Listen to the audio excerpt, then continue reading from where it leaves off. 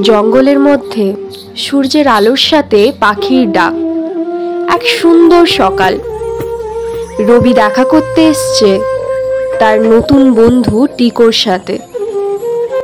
রবি, আজ একটা দারুণ খবর আছে। আবার কি দুষ্টুমি করেছো তুমি? আরে না, আজ কোনো দুষ্টুমি নয়, সত্যিকারের খবর। Treasure hunt. তাহলে বলে ফেলো দেখি কি খবর। এই ম্যাপটা পেয়েছি, দেখে বুঝলাম জঙ্গলের মধ্যে একটি গুপ্ত ঘর আছে। কি বলছো টিকো, সত্যি নাকি? হ্যাঁ রবি, তাহলে যাওয়া যাক গুপ্তধনের খোঁজে। এখানে 3টি চিহ্ন আছে। প্রথমটা হলো বড় পাথরের কাছে, দ্বিতীয়টা বাঁশের বনে এবং শেষে লেখা আছে লাল নদীর ধারে। একদম ঠিক। প্রথমেই চলো বড় পাথরের খোঁজে। দুজন বন্ধুই মনে অনেক আশা নিয়ে এগিয়ে যায় বড় পাথরের দিকে। যেতে যেতেই হঠাৎ রাস্তায় দেখা হয় গজরাজের সাথে।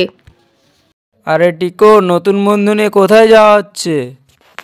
আরে গজু দাদা যে, এই কিছু না, একটু জঙ্গলটা ঘুরিয়ে দেখাচ্ছিলাম রবিকে। টিকো গুপ্তধনের কথা লুকিয়ে যেতে চায় গজরাজের থেকে। শুনে মনে হচ্ছে তুমি মিথ্যে বলছো। আরে গজরাজ, টিকো এই ম্যাপটা পেয়েছে আর বলছে যে গুপ্তধন আছে এই জঙ্গলে। কি বলো রবি, তাই নাকি? তাহলে চলো আমিও যাই। যদি তোমাদের কোনো বিপদ হয় তো আমি তোমাদের বাঁচিয়ে নেব।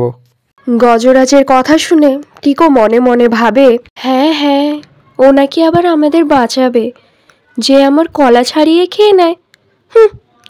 এই রবিটা না সবাইকে ভালো ভেবে নেয়। পর তারা তিনজন মিলে বড় পাথরের দিকে এগিয়ে যায়। দেখি এখানে কি লেখা আছে।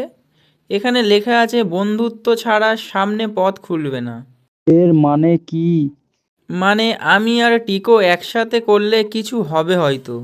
দুজনেই পাথরটায় হাত দিতে পাথরটা মিলিয়ে যায়, আর নিচ থেকে বেরিয়ে আসে আরেকটি ম্যাপ, যাতে থাকে বাঁশের বনের রাস্তা। গ্রেট, আরও একটা ক্লু।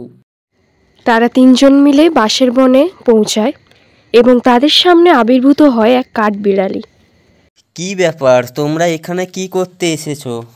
কোকো, আমরা এখানে একটা ক্লু খুঁজতে এসেছি। তুমি কি আমাদের একটু সাহায্য করতে পারবে?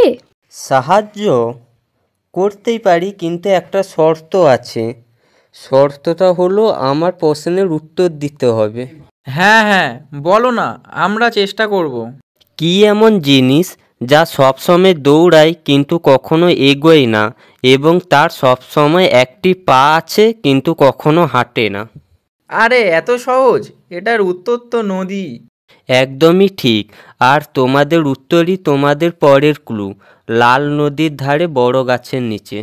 কথাটা শোনার পরেই গজরাজ সবার আগে ছুটে চলে যায়, আর পিছে পিছে দুই বন্ধু।